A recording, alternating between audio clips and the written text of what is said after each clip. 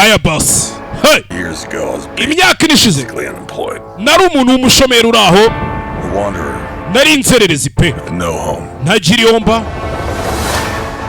But now Ariko ubu I'm a husband ubu ndi umugabo wo mu rugo pe, and a father, ndetse ndi na papa w'umuntu, and I wouldn't have it any other way. ndetse nta bundi buryo nari mfite bwo kubigenza Aquaman kabiri and the Lost Kingdom. Hakuno Aquaman yageze kuri website agasobanuyefilms.com. Ibi byose Aquaman hakuno Aquaman kabiri and the Lost Kingdom. I finally got a job. Ubu rero nyuma naje kubona akazi, The king of Atlantis. sigenda umwami wa Atlantis.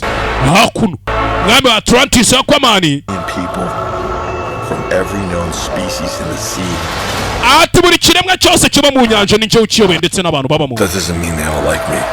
Hakuno hey, I'm gonna kill Aquaman. Aquaman ndaza kumwica. Deal. Aquaman igomba, I'm gonna murder his family. ndaza kwica umuryango we Burn his kingdom. ndetse n'ubwami bwe ngomba kubutwika nkaburimbura.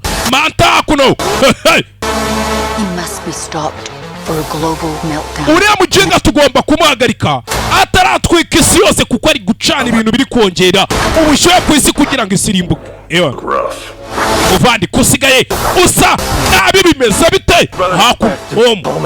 Fasha gutya muvandi chewe agasobanuyefilms.com. abonema n'amafaranga 5,000 ku kwezi n'3,000 ku cyumweru ukirira show filime ni nani stop boko. Hakuno ibi byose mwami nyamwami ubundi abagomba kubaka ikiraro mwana maniga. Hakuno He's stronger than before. ubu nanakomeye kurusha uko yari ameze na mbere, ararenze. Imanta yabonye ibibaraga. There were 7 kingdoms.